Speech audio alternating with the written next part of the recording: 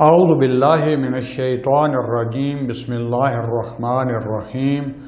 اللہم صلی علی محمد وآل محمد وعجل فرجہم۔ السلام علیکم ورحمۃ اللہ وبرکاتہ۔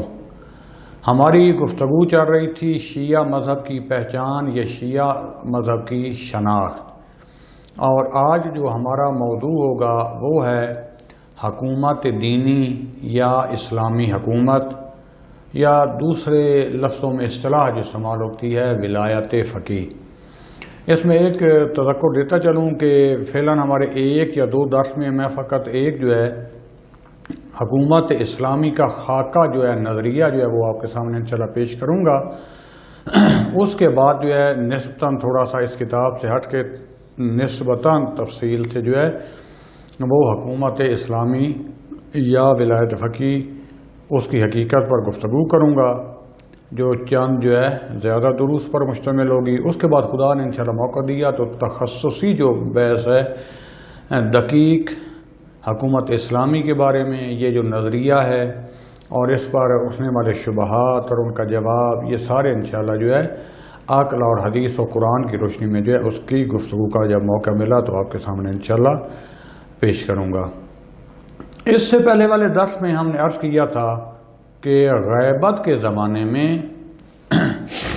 جو شیعہ مذہب نے، جو ائمہ نے ہمیں نظام دیا ہے، اور اپنی غیبت صغریٰ میں ہی جس کا تعارف ہمیں کرا دیا تھا تاکہ ہماری کچھ ایکسرسائز ہو جائے، ہمیں امام کی غیبت میں اندازہ ہو جائے کہ زندگی کس طریقے سے گزارنی ہے، کس طریقے سے جو ہے اسلامی اور دین کے احکام کی طرف جو ہے ہم نے رجوع کرنا ہے اور اپنی زندگی کیسے گزارنی ہے،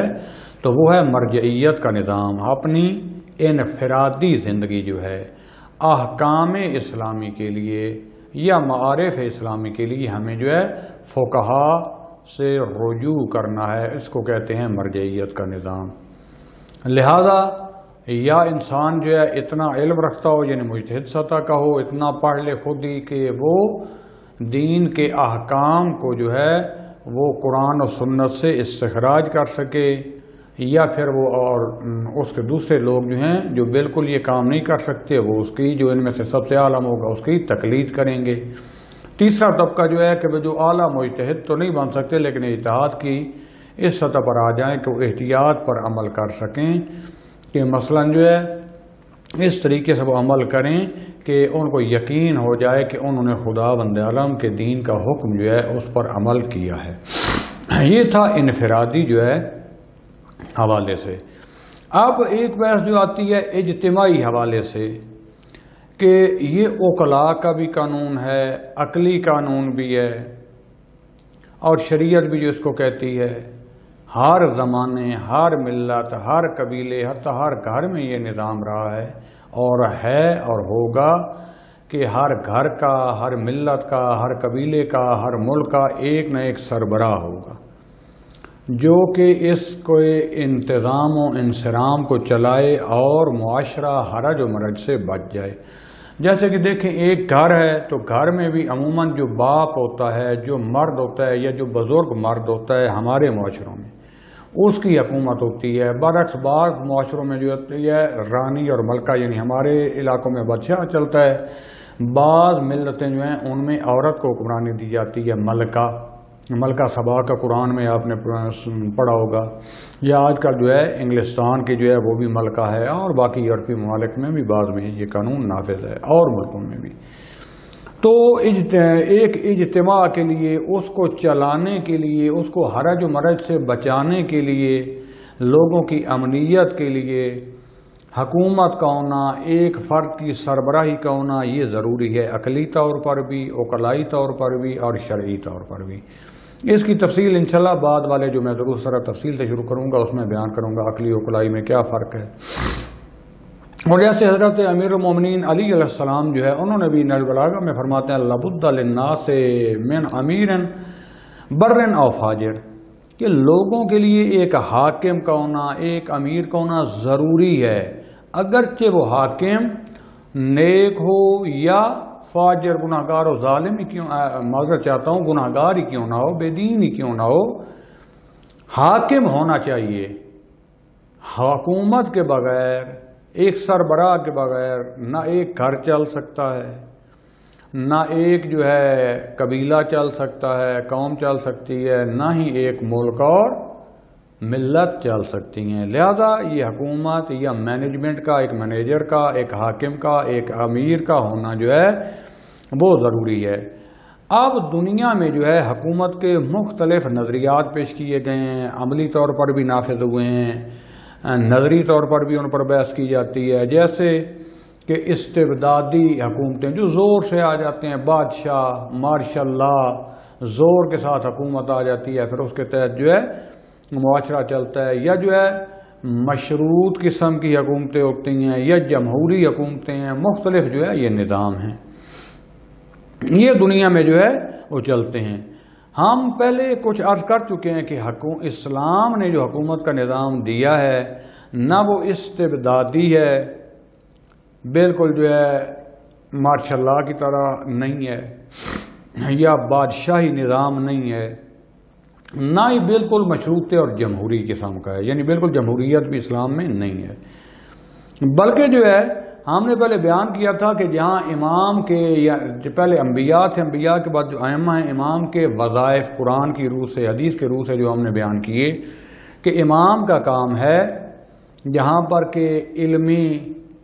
ارتقاء، علمی شبہات کا جواب، لوگوں کی ہدایت کے لیے کام کرنا، اسی طریقے سے سیاسی اور اجتماعی مدیریت یعنی حکومت، یعنی اس اسلام اور دین کو نافذ کرنا اجتماع میں، یہ بھی امام کے جو ہے وظائف میں سے ہے۔ اب یہ علیحدہ بات ہے کہ یہ امام کے پاس اگر یہ نہ بھی ہو سکے، سارے لوگ قبول نہ کر سکیں، تو جو خدا کے دین کو صحیح قبول کرتے ہوں گے وہ جس حد تک ممکن ہوگا وہ اس سے اپنی مینجمنٹ جو ہے، اپنی مدیریت کو ہے وہ انجام دلوائیں گے۔ مثال کے طور پر جیسے رہا ہے کہ حکومتیں بنو امیہ کے دور میں، بنو عباس کے دور میں استبدادی حکومتیں تھیں، ظالم حکومتیں تھیں، تو اس میں جو شیعہ یا مومن لوگ تھے، مسلمان لوگ تھے، جب ان میں کوئی جھگڑا، مثلا زمین کا جھگڑا پیش آ گیا، وراثت کا پیش آ گیا، یا اس طرح کے اور مسائل بنتے رہتے ہیں، تو وہ کیا کرتے تھے؟ امام علیہ السلام کے پاس جو آ جاتے تھے اور جو وہ فیصلہ کرتے تھے وہ قبول کر لیتے تھے۔ یہ اس صورت میں کہ جب یہ لوگ قبول کرتے ہیں، اور جو قبول نہیں کرتے تھے وہ نہ چاہتے ہوئے استبدادی حکومت کو قبول کرتے تھے، ان کے ساتھ چلتے تھے۔ اب بعض چیزیں تو ہوں گی کہ حکومت لاگو کرتی ہے، جو استبدادی حکومت ہو، جمہوری جو بھی ہو، مجبوراً ہمیں اس پر عمل کرنا پڑتا ہے، جہاں مجبور ہیں 1.5 سال بعد تو مشکل نہیں ہے، لیکن جہاں پر ہمیں اختیار ہوگا، اگر حکومت نہ بھی ہو تو ہمیں جو اس عہدے، اس منصب پر ہوگا امام، جس کو خدا کے لیے ہمارے لیے واضح ہو جائے گا کہ یہ امام ہے، یا امام اور خدا کی طرف سے واضح ہو جائے گا کہ انہوں نے اس شرائط والے فقیہ یا عالم کو کہا ہے، تو ہمیں اس سے مطلب کا طلاق کا معاملہ ہے یا اور جو ہے وراثت کے مسائل ہم اس سے حل کروا سکتے ہیں، اگر ہم اس نظام کو مانتے ہیں۔ جو نہیں مانتے وہ جس حکومت میں رہے ہوں گے اس پر ہی جو ہے وہ عمل کریں گے، کیونکہ اگر امام جو ہے وہ حکومت کا وقت کا حاکم ہوگا تو اس کے زیر نظر جو ہے یہ دین صحیح طریقے سے نافذ بھی ہوگا، معاشرے میں عدالت بھی آئے گی۔ اب ہمارا سوال یہاں پر جو اصل جو ہے موضوع یہ ہے کہ غیبت کے دور میں ہمیں کیسی زندگی گزارنی چاہیے؟ آیا ہر طاغوت کی حکومت کو قبول کرنا چاہیے یا نہیں؟ کوشش کر کے لوگوں کا شعور بلند کر کے اسلامی حکومت جو ہے، جیسے کہ ایران میں جو ہے بغیر مسلحانہ جدوجہد کے لوگوں کو امام خمینی رضوان اللہ تعالی علیہ اور علماء نے یہ نظام دیا، لوگوں میں فکری بیداری پیدا کی اور لوگوں نے اپنے اختیار سے ظالم بادشاہ کا انکار کیا اور اسلامی حکومت کو قبول کر لیا۔ اب یہ کہ عصر غیبت میں جو ہے ہم کیا کریں؟ آیا دین جو ہے وہ صرف فردی رہ گیا ہے، اجتماعی دین ختم ہو گیا ہے، اجتماعی دین کو نافذ نہیں ہونا چاہیے، یا آیا نافذ ہونا ہے تو اس کو نافذ کرنے کے لیے کوئی ایرا غیرہ بھی، کوئی حتیٰ بے دین بھی آ سکتا ہے، یا کوئی جو ہے شخص بھی وہ اجرا کر سکتا ہے، یا اس کی کیا صورتحال ہے؟ یا آیا لازم الاجرا ہے بھی صحیح یا نہیں دین؟ آیا دین یا اجتماعی پر ہم نے عمل کرنا ہے غیبت میں یا نہیں؟ تو جس طریقے سے ہم جو ہے دین شناسی کی بحث میں موضوع میں پہلے ہم بحث کر چکے ہیں کہ ہم نے دین اور سیکولرزم جو ہے اس کی وضاحت کی تھی کہ دین اسلام بہت ایک وسیع دین ہے جس میں انسان کے لیے جو ہدیہ لے کر آیا ہے کہ انسان کی سعادت جو ہے دنیا میں بھی اور آخرت میں بھی وہ اس دین کے تابع ہونے میں ہے۔ حکومت دینی ایسی حکومت کو کہتے ہیں کہ جو تمام احکام دین کا اجرا کرے اور دین کو اجرا کرنے کا وظیفہ جو ہے اس کو انجام دے، اور اس حکومت تک پہنچنے کے لیے جو 3 مرحلے لازم ہیں۔ ایک مرحلہ یہ ہے کہ دین اسلام نے جو صریحاً اور مستقیم احکامات یا جو اصول و ضوابط ہمارے لیے بیان کیے ہیں جو کہ قرآن اور حدیث اور سنت کی صورت میں ہمارے پاس موجود ہیں، ان کو شفتہ رفتہ بغیر کسی ملاوٹ کے ان کا استخراج کیا جائے، ان کو مشخص کیا جائے، مخصوصاً جو اس میں مسائل اجتماعی ہیں ان کو فائنل کر کے جو ہے پہلے سامنے پیش کیا جائے کہ یہ اسلام کے مسلم اصول ہیں۔ اب لیکن کوئی جتنا زمانہ گزرا ہے اکثر اس میں کیونکہ جو ہے حکومتیں ظالم لوگوں کے ہاتھ میں رہی ہیں، حتیٰ آپ عرض کیا جو سب سے بڑی اسلام کے نام پر حکومتیں رہی ہیں وہ بنو امیہ اور بنو عباس کی تھیں، جن پر نمبر پلیٹ جو ہے وہ یہ تھی، لیکن حقیقی اسلام ان میں نافذ نہیں تھا۔ اکثر یہ بادشاہ جو تھے قمار باز، زانی، شرابی، ظالم، قاتل اور ہر طرح کی بدی ان میں پائی جاتی تھی، جیسے عام دنیا کے بادشاہ ہوتے ہیں یہ بادشاہ تھی۔ یہ تھا کہ نمبر پلیٹ کیونکہ مسلمان اکثریت تھی تو ان کو مسلمانوں کی حکومت کا نام دیا جاتا تھا، لہذا علماء جو تھے اور فقہاء جو تھے ان کے پاس قدرت طاقت نہیں تھی یہ دین کو اجرا کرنے کی، لوگ بھی ان کا ساتھ نہ دے سکے۔ تو اس صورت میں جو ہے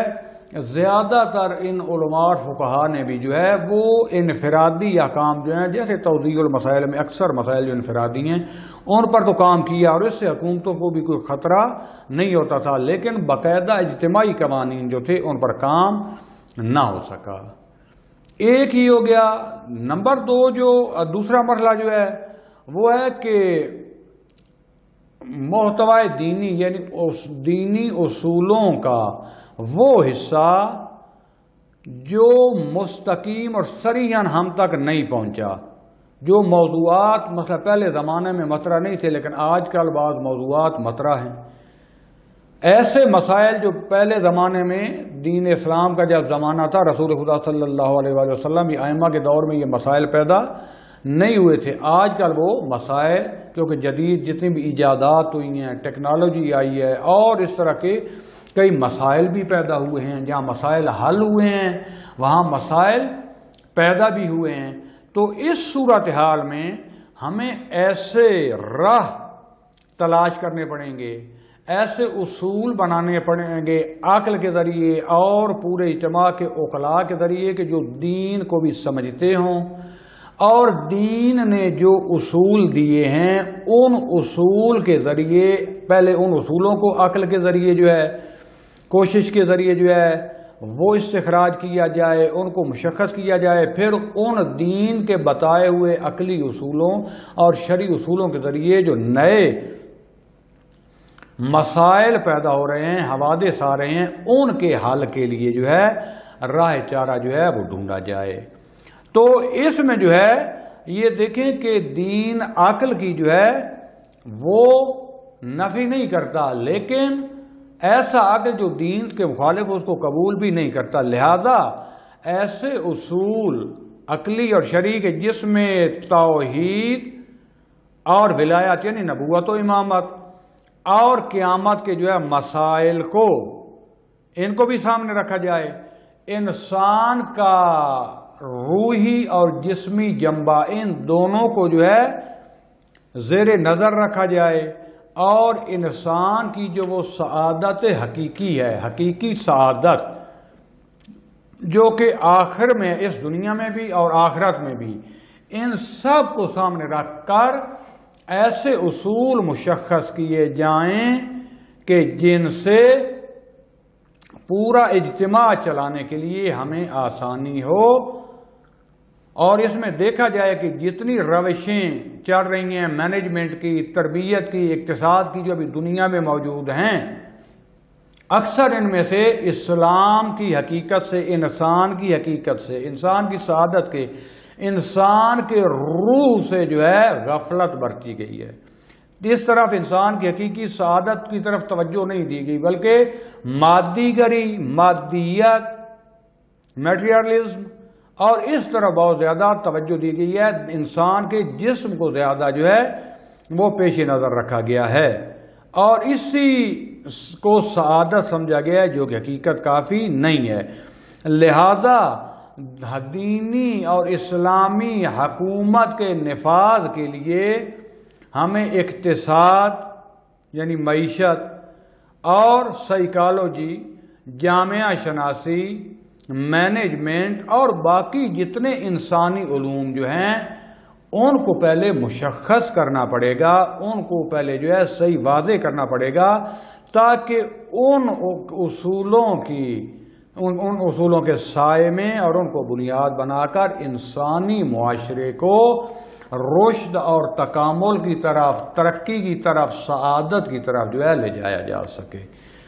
لہذا اس میں مہم ترین کام جو ہے وہ علوم انسانی، آرٹس کے مضامین جو آ جاتے ہیں اس میں، جہاں سائنس اپنی جگہ پر لازم ہے، آرٹس بھی اس میں بہت زیادہ انسان علوم، مثلا سائیکالوجی، جامعہ شناسی، تاریخ اور تربیت، مینجمنٹ، اقتصاد، یہ ساری چیزیں جو ہیں اس کو پہلے مشخص کیا جانا چاہیے۔ لذا علوم انسانی کی مثال ایک ایسی ریل کی، ٹرین کی ہے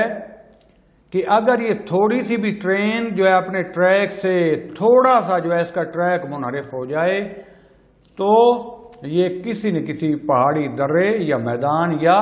دریا میں جا کے سر نکالے گی، یا اپنے اصلی ٹریک سے بالآخر جو ہے منحرف ہو جائے گی۔ لہذا جس طرح ممکن ہو ہمیں اس ٹریک کی، اس رستے کی جو ہے اصلاح کرنی چاہیے، ان تمام علوم انسانی کو جن کے ذریعے ایک معاشرہ، ایک جامعہ جو ہے، ایک تہذیب جو ہے وہ پروان چڑھتی ہے، اور جو کہ توحید، عدل، نبوت، امامت، قیامت کے سائے میں یہ سارے اصول بنیں گے، جس سے ہمارا معاشرہ اس دنیا میں بھی اور آخرت میں بھی انسان کو سعادت کی طرف لے کر جائے گا۔ لہذا یہ جو آپ دیکھ رہے ہیں انقلاب اسلامیہ ایران، یہ اس انقلاب کے تحقق کے لیے، حاکمیت کے تحقق کے لیے ایک جو سیاسی دین کا، نظام کا جو ہے یہ ابتدا ہوا ہے، تاکہ اس حرکت کو تکامل کی طرف لے جائے۔ یعنی اب بھی 100% جو کہ ایک مثالی نظام اسلامی ہونا چاہیے، یقیناً وہ نہیں ہے، ابھی تک بھی اس میں کافی کمیاں باقی ہیں، لیکن اب یہ کیونکہ اسلامی حکومت بن گئی ہے، ہر ممکن حد تک اس میں ممکن حد تک اسلامی اصولوں پر عمل ہو رہا ہے، لیکن بعض مثلاً معیشت ابھی بھی دیکھ لیں، مثلاً یہ جو سودی کاروبار ہے، بینکنگ کا نظام ہے، اس میں ابھی بھی کمیاں باقی ہیں، بزنس اور کئی ابھی ایسے جو ہے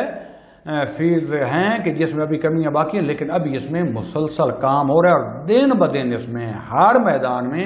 الحمدللہ صحیح اسلامی اصولوں کے کے طور پر جو ہے یہ ترقی کی راہ پر جو ہے گامزن ہیں۔ تو لہذا دوسرا جو مرحلہ تھا وہ یہ تھا کہ جو صریح اصول بیان نہیں کیے گئے، احکام بیان نہیں کیے گئے، ان اسلامی اصولوں کو عقلی طور پر جو ہے مشخص کر کے ان کے ذریعے اسلام جو ہے تہذیب و تمدن کے جو اصول ہیں، اسلامی معاشرے کے جو اصول ہیں، علوم انسانی ہیں، ان سب کو مشخص کیا جائے کمال انسانی کے لیے، اور پھر حکومت اسلامی میں ان کو رائج کیا جائے، تاکہ یہ معاشرہ امنیت کے ساتھ، عدل و مساوات کے ساتھ ترقی کی راہوں پر اور تکامل اور سعادت کی طرف گامزن ہو سکے۔ اور تیسرا مرحلہ جو ہے وہ ہے صحیح حکومت، دینی حکومت جو ہے اس کا نظام یعنی اس کی جو مینجمنٹ ہے، اس کی جو باغ دوڑ ہے، نظام حکومت، اس کا نفاذ، اس کو نافذ کیا جائے۔ کیوں کہ جب تک کوئی قوہ مجریہ نہیں ہوگی، اس کو اجرا کرنے والی حکومت نہیں ہوگی، تو یہ کوئی بھی نظام جو ہے وہ نافذ نہیں ہو سکتا۔ اگر ایک حکومت کے جو حاکم ہیں، ایک ملک کے جو حاکم ہیں، اگر وہ خود صحیح مسلمان نہیں ہوں گے یا دین اسلام پر پورا اعتقاد نہیں رکھتے ہوں گے، تو بے شک پورا جو ہے یہ دین اسلام ان کے ہاتھ میں پکڑا دیں، ان کو سمجھا دیں، ان کو پڑھا بھی دیں، تو وہ صحیح طریقے سے نہ وہ خود نافذ کریں گے اور نہ مخالف لوگ ان کو اجازت دیں گے نافذ کرنے کی۔ اگرچہ ظاہر میں جو ہے جیسے ہماری اکثر اسلامی حکومتیں ہیں کہ نام اسلامی، ملک اسلامی، مسلمان رہنے والے ہیں، لیکن دین اسلام کا حقیقی جو قوانین ہیں، جو یہ آئین ہے، وہ نافذ نہیں ہے۔ اگرچہ کہا جاتا ہے کاغذوں میں، کتابوں میں، آئین میں ہر چیز موجود ہے، لیکن اس کو عملاً نافذ نہیں کیا جاتا ہے، کیونکہ یا تو وہ پورے کا پورا نظام ہی کامل نہیں دیا گیا اسلام کا، یا اگر ہے بھی صحیح تو جو نافذ کرنے والے قوہ مجریہ وغیرہ ہیں، جو اسٹیبلشمنٹ ہیں، وہ اس پر اعتقاد ہی نہیں رکھتی، تو لہذا کبھی وہ نہیں چاہیں گے کہ اس کو اسلام کو نافذ کرنا چاہیں گے بھی صحیح تو نافذ نہیں کر سکیں گے۔ لہذا آپ دیکھتے ہیں کہ ایران میں اکثریت مسلمان تھی اور شیعہ لوگ تھے، 95% شیعہ لوگ، اور جو حکومت کر رہے تھے پہلوی خاندان تھے، صفوی خاندان تھے، اگرچہ شیعہ تھے، لیکن 100% اسلامی حکومت کو جو ہے وہ نافذ نہ کر سکے۔ پہلوی خاندان میں تو اتنے علماء کی جو ہے وہ عزت نہ تھی، لیکن صفوی خاندان میں حالانکہ بہت زیادہ علماء کی عزت تھی، انہوں نے کوشش کی، لیکن بالآخر وہ ایک بادشاہ تھے، صحیح اپنے آپ کو شیعہ بھی کہتے تھے، لیکن کیونکہ صحیح دین اسلام کو سمجھتے بھی نہیں تھے، اس پر اعتقاد نہیں رکھتے تھے، لیکن اسلام کو نافذ نہ کر سکے، تو لہذا اسلام کے خلاف ہر اسلامی دشمن حکومتوں سے تعلقات قائم کرتے تھے، اسلام کی مدد کے لیے، مسلمانوں کی مدد کے لیے کوئی کام نہیں کرتے تھے، الا کہ سیاسی طور پر جیسے آج کی حکومتیں کرتی ہیں ایک حد تک کو آواز اٹھا دیں۔ لہذا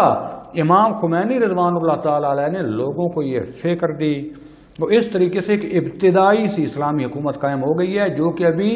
اپنے اصلی ہدف کی طرف رواں دواں ہے 100%۔ ابھی بھی یہ نہیں، اس میں کچھ کمیاں بھی باقی ہیں، لیکن وہ یہ نہیں کہ جان بوجھ کر، ایسا نہیں کہ جو فقیر جو جانتا نہیں ہے، یعنی کہ دنیا کے ایسے قوانین اور ایسے حالات ہیں، کچھ ملکی حالات ہیں کہ جس کی وجہ سے ابھی تک بعض چیزوں میں جو ہے مجبوری کی وجہ سے وہاں تک نہیں پہنچ سکے، علمی ارتقاء ہو رہا ہے، اور خدا بند عالم انشاءاللہ دعا ہے کہ اس انقلاب کو انقلاب امام زمان صاحب سے متصل فرمائے، اور ہمارے باقی اسلامی ملکوں میں چاہے شیعہ چاہے سنی، وہاں بھی اسلام کا نظام نافذ کرنے کی توفیق عطا فرمائے۔ اب اس کے بعد ہماری بحث ہوگی کہ حکومت دینی کا حاکم جو ہے وہ کس کو ہونا چاہیے، اور یہ حکومت دینی جو ہے اس کی حدود و قیود کیا ہیں،